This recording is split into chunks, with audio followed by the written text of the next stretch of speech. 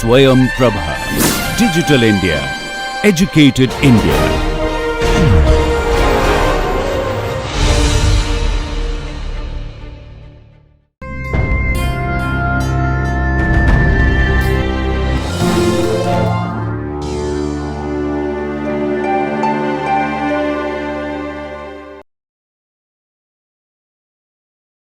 Okay, in this lecture we will discuss about the different algorithms for aligning protein sequences. So, what did we discuss in the last lecture? You have different types of alignment, right? To have two sequences, what are the information you can directly get from these two sequences? Immediately what can we observe, right? One of the easiest one is dot plot. So, dot plot compares two sequences, right? If the sequence is the same, in amino acid is the same, then you put a dot. Then if you make a plot, you can observe with any matching sequences, right, exact matches, or you can see deletions or insertions in any of the two sequences. Then we discussed about the aligning sequences with some scores, right. Visually you can see the plot and look at the regions where you can see the similar residues or same residues, right. Then you can give some scores. For example, if here is a matching amino acid or matching nucleotide, we give a score, a reward, or if it is mismatching, we give penalty. Then we also introduce gap. So, what is the meaning of gaps in alignment? Insertions or deletions, right. So, in this case, comparing the sequences which have mutations or substitutions, the insertion and deletions are rare. So, we give penalty when we introduce a gap. So, now we have three different aspects. One is a match, mismatch and a gap. So, we give a reward for the match and we give a score for the mismatch and a penalty for the gaps. Then the gaps, we have two different types of gaps. What are two different types of gaps? Gap of Origination penalty plus gap penalty, like how many times gap is introduced and totally how many gaps, right. So, if you have different originations, so we have more penalties, right. So, we use these scores to align two sequences. Then we try to construct scoring matrices to align the sequences. So, different metrics for nucleic acids as well as for proteins. For the case of nucleic acids, right, how many bases? 4, right. So, in this case, based on the substitution, right, to either reward or the penalty, either it is mild penalty or severe penalty. For example, if we have purine to purine or pyrimidine to pyrimidine or other way, right, purine to pyrimidine or pyrimidine to purine. So, we give the penalty accordingly, so that we can give preference to match the similar sequences, right. So, when you look into proteins, there are various ways to align the protein sequences to give weightage to the amino acids. So, the one of the physical chemical properties, right. For example, if the two residues are charged, for example, aspartic acid and glutamic acid. So, in this case they are similar, right. This we give the positive score compared with aspartic acid is replaced by valine or any other hydrophobic residue. So, this is the pairing of these similar functional groups, right, either the aromatic groups or the nonpolar and charged groups and so on. Either you give the score or you give the penalty. And we also compare the hydrophobicity or the charge as well as size. For example, if you alanine and the serine, it is similar in size. So, if you compare the size, so they are similar, right. Accordingly, you can align the sequence, so you can give the score. Then also we discussed about the genetic code, how to give score based on genetic code, number of mutations in the DNA, then the codons, right, how many mutations in the codons. So, we from which type of mutations in the codons, then we can give weightage based on the genetic codes. Among all these things, how we derive the matrix, then finally we take the actual substitution rate. For example, if we get a set of sequences, get the sequences with the high sequence homology, from these sequence similarities we see what are the possible mutations. From that mutations, then we can derive the matrix, you can see what are the changes actually happen, right, and based on that we derive the matrices. So, this matrix is called the point accepted mutation matrix. For example, if you have 100 amino acid residues and 90 are same, right. So, how many variations? 10%, right, in this case 90% are similar. So, what are 10 variations? We get the information and then we see the substitutions, right, what are probable substitutions. So, here first we take in alignment, right, with maybe at the high sequence identity say more than 95%. Now, what are the various factors one has to consider to derive a Pam matrix? First we need to see, for example, how many alanines in the sequence, right, total number of residues in the sequence, how far alanine is mutating to other residues, what is the probability of mutating alanine to a specific residue, for example valine. So, here we show that for a relative mutability for each amino acid, how many times say alanine is mutated to others, and the second one we need to see the exact mutations, for example Aij, how many times I is mutated to J, for example we say ACM, number of time methionine is replaced with cysteine. Likewise, you can see the relative mutability of any amino acid. Then one has to consider the number of amino acids, right, and the total number of residues in the alignment. Then you take the log of these entries to get this Pam matrix, right. So, this is why we also call this Pam matrix as log Gatz matrix. We can derive the Pam matrix based on various sequence homologies. We can say 80%, we can say 90%, or we can say a very less homologies. So, we do this, we use Pam 1 matrix, that is to compare the sequences which are closely related, and we use Pam 1000 for comparing the sequences with the distance relationship, that means they are very not homologous to each other. So, usually in the literature we use Pam 250 for the sequence alignment, for example BLAST or FASTA use Pam 250 for the sequence alignment. So, I will show an example how to construct a Pam matrix. So, we see one sequence here A, C, G, C, T, A, F, K, I. In the first case A is mutated to G. So, you can construct a tree. So, the first one we have this sequence A, C, G, C, T, A, F, K, I. Here A is mutated to G, right, first one is A is mutated to G. So, here this A comes to G, and the second one I is mutated to L, okay, this I is mutated to L, right. So, everything is here. So, here I instead of here F, K, L. Then from this sequence then we have next mutation, alanine is mutated to glycine, right. So, here this alanine, right, this alanine is mutated to glycine. So, it starts with G. So, the sequence here also G, F, K, T. Then again A is mutated to leucine. So, here we have this A is mutated to leucine. Then go with the second one, here we have two mutations, right, one case C to S and the second one G to A. So, now we have the tree. So, you can make the alignments, right. From this tree and the number of substitutions we will see the probability of residues to be mutated to another residue. For example, if you see A to G or G to A, as we discussed in last class, we take first sequence and second sequence, right. If A is mutated to G, for example, if you have this one,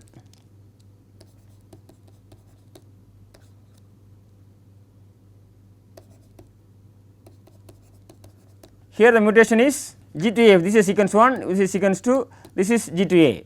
If second one has sequence 1 and the first one has sequence 2, then the mutation is A to G, right. So, we consider these substitutions are equal in both directions, whether A to G or G to A.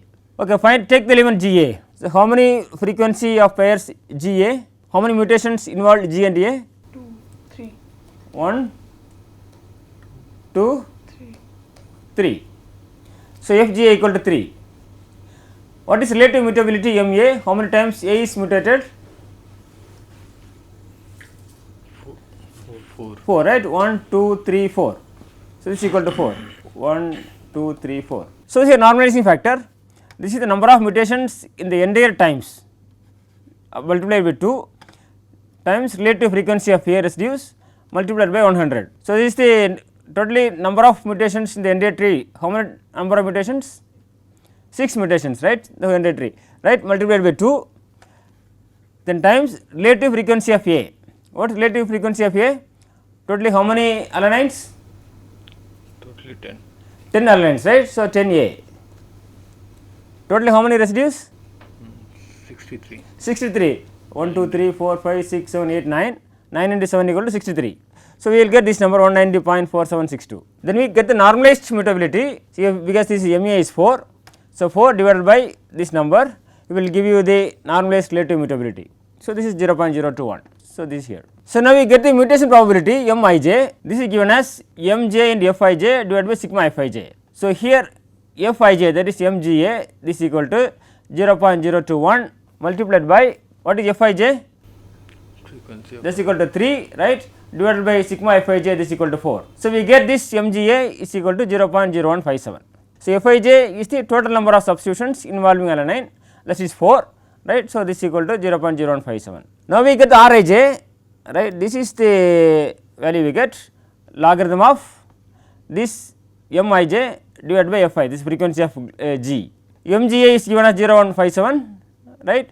So, Fg we get, this is out of 63, 10 glycines. Earlier we take the value of alanine, now we take the value of glycine. So, this is equal to 0.1587, right. Then Rga we substitute the values here, log of Mij is equal to 0.0157 divided by 0.1587. So, we give the value of minus 1.005. So, you can repeat this for all the off diagonal elements. For example, if you want to get the value of RIL, what is the, how to calculate RIL? How many times I2L mutations? 1. Only 1, right. And how many I involved in this mutation? 1. Only 1, right. So, now we can calculate normalizing factor, that is the same as here, 6 into 2 multiplied by how many out of 63, how many I's? 4. 4, right. So, normalizing factor equal to 6 multiplied by 2 multiplied by 4 by 63 divided by 100. So, we get the value of 76.2. Now, we get this normalized relative mutability. So, this is only one isolation mutation, 1 by 76.2. So, this is equal to Mi equal to 0.013. Then we get this M isolation to leucine MIL, we can get these numbers, right. So, we will get 0.013 multiplied by only 1 divided by only 1. So, this is equal to 0.013. So, now we get the Rij. So, we take the logarithm of these values, finally you get this value as minus 0.685, right. You can work out in free time. This is for the off diagonal elements. For the diagonal elements, you will get the Mjj. Mjj is here, right. For example, RAA, right, alanine will get 1 minus Mj. Mj will get from this formula and you can get these values.